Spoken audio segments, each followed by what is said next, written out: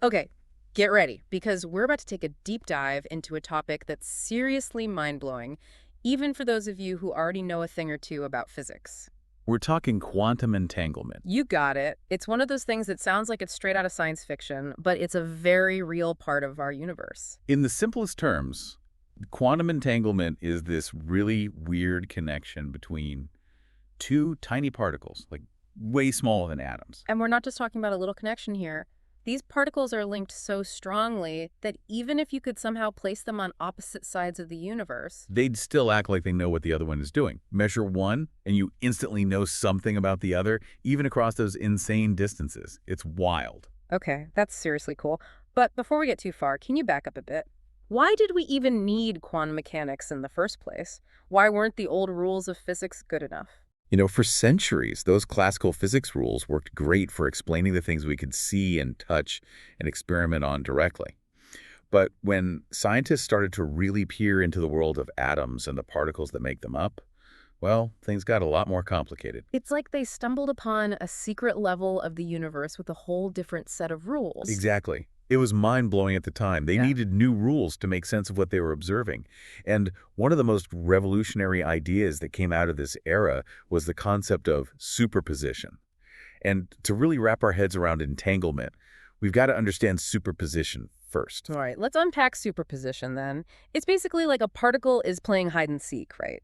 Except it's hiding in multiple places at the same time. That's a really good way to think about it, actually. It's not just that we don't know where the particle is, it's that it actually exists in all of its possible states at the same time. It's kind of like, imagine flipping a coin, and while that coin is spinning in the air, it's not heads or our tails, yet it's both at the same time until the exact moment it lands and we see the result. Whoa. So it's not just about our ability to observe it, the particle itself hasn't decided what it wants to be yet. Precisely.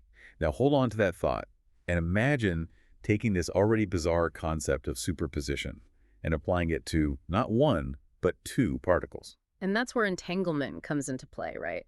Instead of one particle being in multiple states, you're linking two particles together in this blurry, undefined state. You've got it. And here's where it gets even wilder.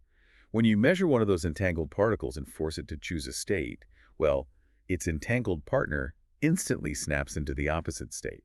It's like they're connected by some invisible force that acts instantly no matter how far apart they are. Okay, yeah, I get why Einstein wasn't a fan of that idea. It does sound kind of spooky, as he famously put it. He wasn't exactly known for backing down from a challenge, but even Einstein thought there had to be a more logical explanation. Right. Einstein was convinced that there had to be some hidden variables at play, some kind of secret message passing between the particles that we just hadn't figured out yet. And that brings us to John Bell and Bell's theorem, which I think is where our deep dive gets even more interesting. Am I right? You're telling me. Because Bell's theorem changed everything. Bell basically found a way to test whether Einstein's hidden variables idea could hold water, or if quantum mechanics was even weirder than anyone had imagined. And what did those tests reveal? Did Einstein get it right? Well, the universe had other plans, and let me tell you, they were pretty mind-blowing. In the 1980s, a physicist named Elaine Aspect conducted this really ingenious experiment, I'm talking elegant, that pretty much sealed the deal in favor of entanglement. So this is the experiment that basically put Einstein's hidden variables idea to rest. You could say that. Aspect set out to see if entangled particles were actually communicating faster than light, which would have supported Einstein's idea of hidden variables. Makes sense there had to be some kind of information exchange happening if they were coordinating so perfectly across vast distances, right? Exactly. But here's the thing. What Aspect found was that even when he took measurements so incredibly fast that there wasn't enough time for light to travel between the entangled particles, even at the speed of light, they were still in sync. Whoa, so even with a speed limit that makes the Autobahn look like a snail's pace, these particles were still finding a way to connect instantly? It was undeniable. No hidden messages, no secret signals, just pure entanglement, defying the classical speed limit of the universe. It was a game changer. Okay, you've officially blown my mind. We've got these entangled particles linked in a way that seems to ignore the very fabric of space and time. But how does it actually work? Is there any way for us non-physicists to even begin to grasp this kind of connection? It's a really good question, and honestly, it's one of the biggest mysteries in quantum mechanics. The best way I can explain it is to think back to the idea of superposition. that state of being in multiple possibilities at the same time. Like that coin we talked about earlier, spinning in the air, being both heads and tails until Mhm. the very moment it lands. Perfect analogy. Now, with entanglement, imagine two of those coins linked together. Before we measure them, they're both in that same blurry, undefined state, full of potential. But as soon as we look at one of those particles, as soon as we force it to choose a state, let's say it lands on heads, its entangled partner instantly snaps into the opposite state, tails, as if by some kind of cosmic magic trick. So it's like there's this rule book in the universe that says these two particles are a package deal. Whatever one does, the other one has to do the opposite. Even if that means defying distance and time. It's mind-boggling. That's a great way to put it. And this is where the idea of non-locality comes in. This idea that entangled particles aren't bound by the same rules of space and time as we are. They're connected in a way that's deeper, more fundamental than our classical understanding can really grasp. So if they can basically talk to each other instantaneously, does that mean we could actually use them to send information faster than light? Like, could we build a quantum internet where messages arrive before they're even sent? It's a question a lot of people have. And it would be incredible, wouldn't it? Imagine the possibilities. But unfortunately, it's not quite that straightforward. Oh, come on. There's got to be a catch, right? Well, while we've gotten really good at entangling particles and observing those correlations between them, we can't actually control the outcome of the measurements. So we know something amazing is going to happen, but we don't get to choose what that amazing thing is. Exactly. It's like having a superpower you can't quite control. And it's this lack of control that prevents us from using entanglement to send information in the way you described. Okay, so faster than light messages are off the table for now, but I have a feeling you're not going to leave us hanging. There must be other things we can do with entanglement, right? Oh, absolutely. Just because we can't use it to break the cosmic speed limit doesn't mean entanglement isn't already changing the technological landscape. In fact, it's opening up some seriously incredible doors in fields like cryptography. You're talking about creating codes that are impossible to break, right? That's the dream, isn't it? It's the dream, and with entanglement, it might become a reality. It all comes down to the fact that if anyone tries to eavesdrop on those entangled particles, even just to peek at them, it disrupts their delicate quantum state. Hmm. It's like that act of observation destroys the information itself. So it's like a self-destructing message, except it's not the message that's destroyed, it's the possibility of reading it without being detected. Exactly. There's no way to intercept those keys without leaving a trace, making it the ultimate security system, a system built into the very laws of the universe. So unbreakable codes, check. That's already huge. What else can we add to entanglement's resume? Get this. Remember how we were talking about information being linked between those particles no matter how far apart they are? Well, that little quirk of quantum mechanics opens up some really mind-blowing possibilities, especially in the field of quantum teleportation. Wait a minute, are we talking Star Trek level teleportation here? Beam me up, Scotty. Hold your horses. When we talk about quantum teleportation, we're not talking about beaming ourselves up or anything like that, at least not yet. We're talking about teleporting information.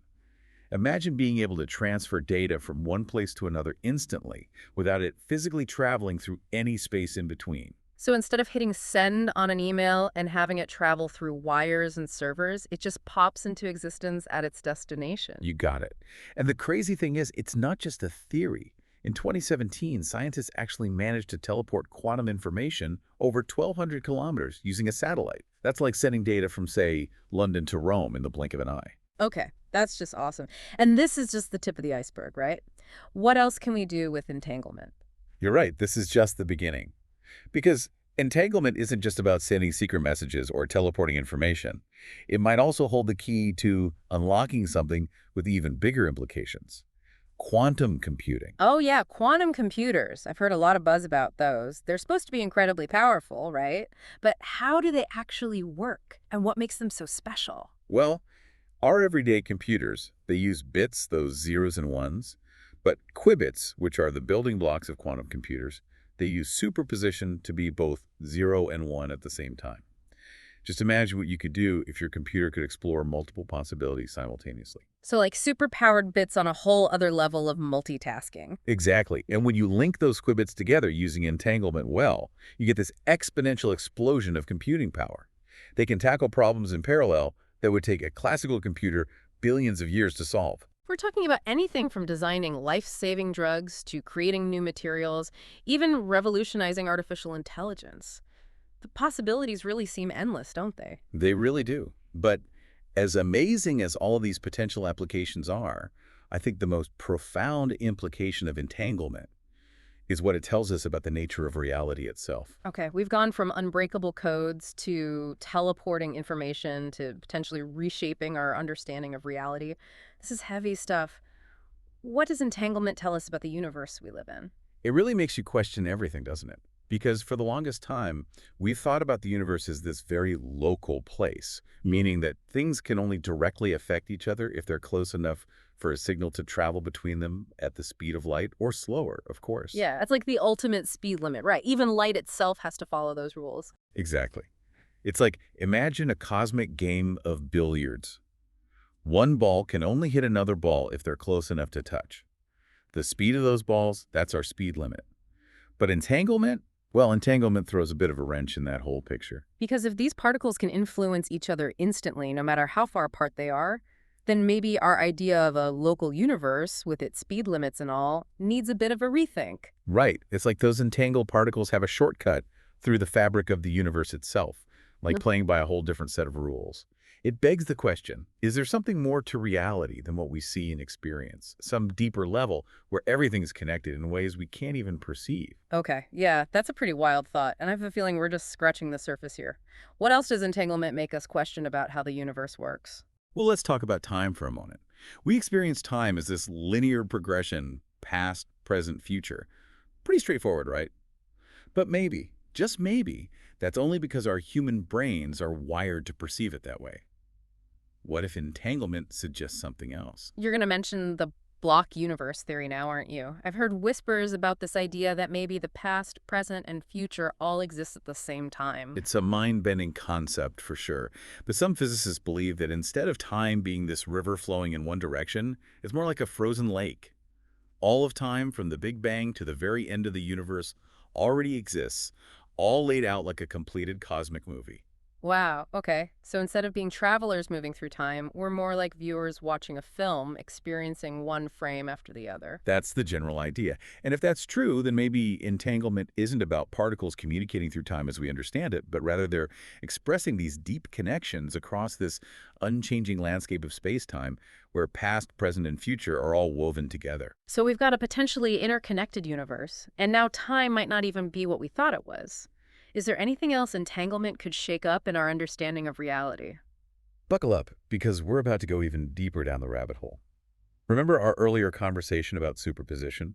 How a particle exists in multiple states at the same time?